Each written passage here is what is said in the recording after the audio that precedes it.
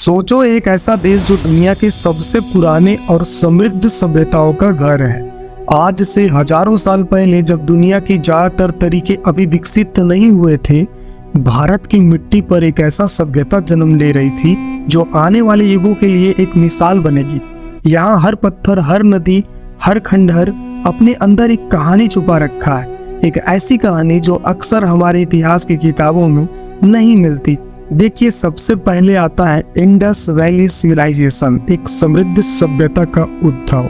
भारत की कहानी शुरू होती है इंडस वैली सिविलाइजेशन से, जो लगभग 3300 BCE से 1900 BCE के बीच में अपने चरम पर थी। इंडस वैली सिविलाइजेशन, जिसे हड़प्पा सभ्यता के नाम से भी जाना जाता है, दुनिया की सबसे पुरानी और सुसज्जित शहरी संस्कृतियों में से एक थी। आज जब हम हड़प्पा और मोहनजोदड़ो जैसे नगरों को देखते हैं तो हमें इस बात का एहसास होता है कि यहाँ के लोग शहरी योजना में कितने एडवांस थे। ग्रिड लाइक सड़कें, सुविधा युक्त ड्रेनेज सिस्टम और मल्टी स्टोरीज हाउसेस, ये सब आज से हजारों साल पहले यहाँ मौजूद थे। इन नगरों का प्लान इतना सिस्टमेटिक था कि आज भी कई शहरों को इनके समक्ष रखा जा सकता है। यहाँ के लोगों की कल्पना और कला भी लाजवाब थी। डांसिंग गर्ल की छोटी सी कांस्य की मूर्ति यहाँ के लोगों के आर्टिस्टिक एक्सीलेंस का एक जीता जागता उदाहरण है। यह मूर्ति सिर्फ एक स्टैचू नहीं, बल्कि उनके कल्चर, उनके जीवन के रिदम का प्रतीक थी। आर्थिक सिस्टम की बात करें तो यहाँ के लोग का मेसोपोटामिया तक था। इंडस वैली के लोग बाकी सभ्यताओं के साथ ट्रेड करते थे और उनके क्राफ्ट्स और आर्टिफैक्ट्स इस बात का सबूत। यहाँ के लोगों ने एक सुसज्जित सिस्टम और वेट्स एंड मेजर्स डेवलप किया जो उनकी ट्रेडिंग एक्टिविटीज को और भी आसान बनाता था। लेकिन जितना हम इंडस वैली के बारे में जानते हैं, उतना ही उसके डिक्लाइन के कारण हमारे लिए एक रहस्य है। आज से लगभग 1900 BCE के आसपास ये सभ्यता धीरे धीरे विलुप्त होने लगी। कुछ लोग कहते हैं कि पर्यावरणीय परिवर्तन जैसे नदी का कोर्स बदलना इसके कारण बने, तो कुछ इतिहासकार मानते हैं कि आक्रमण या प्राकृतिक आपदाओं ने इस सभ्यता का अंत कर दिया। लेकिन ये सब थ्योरीज है और असली सच्चाई अभी तक हमारी पहुंच से दूर है। आगे हम बात करते हैं वैदिक पीरियड की, जिसे हम बोलते हैं धर्म, समाज और ज्ञान का युग। इंडस वैली सिविलाइजेशन के बाद भारत में वैदिक पीरियड का युग आया, जो लगभग 1500 BCE से 500 BCE के बीच था। इंडो आर्यन के आने के साथ ही भारत एक नई सभ्यता का उदय हुआ, जिसे हम वैदिक सिविलाइजेशन के नाम से जानते हैं। यह पीरियड भारत के धार्मिक, सामाजिक और वैज्ञानिक एडवांसमेंट का महत्वपूर्ण फेज था।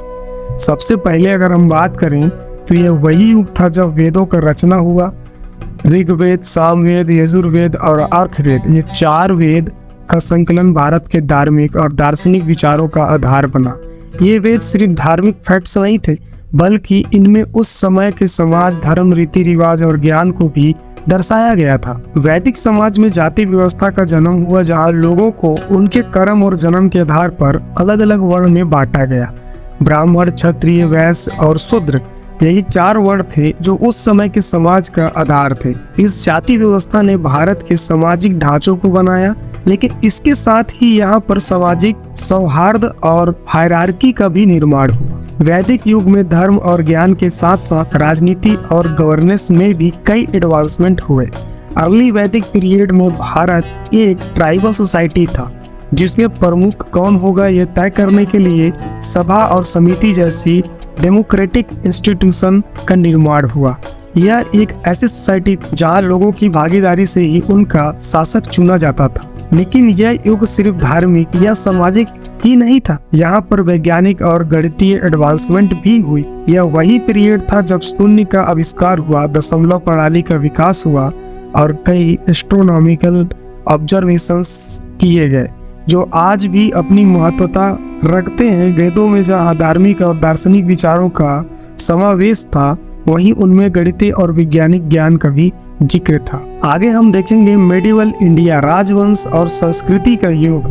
वैदिक पीरियड के बाद भारत में मध्यकालीन भारत का युग आया, जो लगभग 6th सेंचुरी से 16th सेंचुरी तक चला। इस युग में भारत के अलग अलग राजवंशों और किंगडम्स का उदय हुआ, जो अपने सांस्कृतिक, राजनीतिक और सामाजिक योगदान के लिए जाने जाते हैं। साउथ इंडिया में चोल डायनेसिटी ने अपनी छाप छोड़ी। चोलों ने साउथ इंडिया में एक ऐसी समृद्ध सभ्यता का निर्माण किया जो अपने मंदिरों और आर्किटेक्चरल मार्वल्स के लिए प्रसिद्ध है। बृहदेश्वर मंदिर जो तंजावुर में स्थित है, उस समय के आर्किटेक्चरल ब्रिलियंस का एक उदाहरण है। चोलों ने अपनी नेवल स्ट्रेंथ से साउथ ईस्ट एशिया में अपनी प्रभुत्व बनाई और अपने सांस्कृतिक इन्फ्लुएंस को विस्तारित किया। इसके अलावा विजयनगर साम्राज्य का युग भी भारत के इतिहास में एक गोल्डन एज का एक रूप जाना जाता है।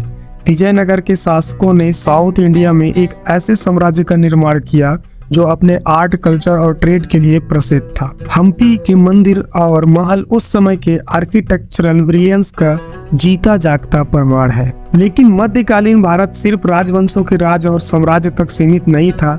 यह युग भक्ति और सूफी आंदोलन का भी साक्षी बना। भक्ति मूवमेंट ने धर्म को एक नई दृष्टि दी, जहाँ भक्ति के माध्यम से एक डायरेक्ट कनेक्शन प्रभु से बनाया जा सकता था। संत कबीर, गुरु नानक, मीराबाई जैसे भक्त संतों ने अपने दोहों और भजनों के माध्यम से समाज में एक नई सोच का प्रचार किया। इसी दौरान सूफी मूवमेंट ने भी भारत में अपनी जड़ें मजबूत की। सूफी संतों ने प्रेम, अहिंसा और भाईचारे का संदेश दिया और इनका असर भारत के धार्मिक और सामाजिक जीवन पर आज भी देखा जा सकता है। इन आंदोलनों के एक ऐसी सामाजिक सुधार की जहां इंसानियत और प्रेम की सबसे ऊपर रखा गया। इन आंदोलनों ने एक ऐसी सामाजिक सुधार की जहां इंसानियत और प्रेम को सबसे ऊपर रखा गया, टॉप पर रखा गया। इसके बाद आता है कॉलोनियल एरा, स्वतंत्रता के लिए संघर्ष। मध्यकालीन भारत के बाद भारत में उपनिवेश युग शुरू हुआ, जो ब्रिटिश राज की स्थापना से लेकर 1947 तक चला। ब्रिटिश युग भारत के इतिहास का एक ऐसा पहलू है जिसे हम अक्सर इतिहास की किताबों में पढ़ते हैं, लेकिन इस दौरान भी कई अनकही कहानियां हैं जो ध्यान देने योग्य है। ब्रिटिश राज के दौरान भारत का शोषण हुआ, लेकिन इसके साथ ही एक प्रतिरोध आंदोलन भी शुरू हुआ जो भारत को स्वतंत्रता की ओर ले गया। महात्मा गांधी, जवाहरलाल नेहरू, सुभाष चंद्र बोस, भगत सिंह जैसे स्वतंत्रता सेनानियों के संघर्ष की कहानियां हमें पता है, लेकिन इनके अलावा भी कई ऐसे अनसंग हीरोज थे जिनकी कहानियां अभी तक पूरी तरह से सामने नहीं आई हैं। रिवोल्यूशनरी मूवमेंट्स और गदर पार्टी, आजाद हिंद फौज और रानी लक्ष्मीबाई का संघर्ष एक ऐसे भारत का प्रतीक है जो अपनी स्वतंत्रता के लिए हर कोशिश करने को तैयार था। ब्रिटिश के खिलाफ इनके संघर्ष को देखकर यहाँ के लोगों में एक नई उम्मीद जगी और यही उम्मीद आखिरकार भारत की स्वतंत्रता का कारण बनी। अब चलते हैं मॉडर्न इंडिया, एक नया भारत का उदय। 1947 में स्वतंत्रता के बाद भारत एक नई राह पर चला। एक ऐसा देश जो अपनी आज़ादी, अपनी पहचान के लिए लड़ गया था, अब अपने नए सपनों को पूरा करने के लिए निकल पड़ा। लेकिन इस नए भारत की कहानी में भी उतनी ही जटिल और प्रेरणादायक है नई चुनौतियों और अवसर की। अगर हम बात करें तो आर्थिक सुधार, 1991 के आर्थिक सुधारों ने भारत को एक नए दौर में ले गया। लिबरलाइजेशन, प्राइवेटाइजेशन और ग्लोबलाइजेशन के जरिए भारत ने अपनी इकोनॉमी को ग्लोबल मार्केट्स के साथ इंटीग्रेट किया। ये सुधार न सिर्फ आर्थिक ग्रोथ को बूस्ट करने में मददगार साबित हुए, बल्कि नए बिजनेस अपॉर्चुनिटीज और फॉरेन इन्वेस्टमेंट्स को भी अट्रैक्ट किया। तकनीकी उन्नति की अगर हम बात करें तो भारत ने आईटी और सॉफ्टवेयर इंडस्ट्री में एक ग्लोबल लीडर के रूप में अपना नाम बनाया। बेंगलोर, हैदराबाद और पुणे जैसे शहरों ने टेक्नोलॉजी हब बनने के साथ भारत को टेक्नोलॉजी और इन्वेंशन के क्षेत्र में एक नई पहचान दी। सामाजिक परिवर्तन की अगर हम बात करें, आधुनिक भारत ने सामाजिक सुधारों और आंदोलनों के जरिए अपने समाज को भी विकसित किया।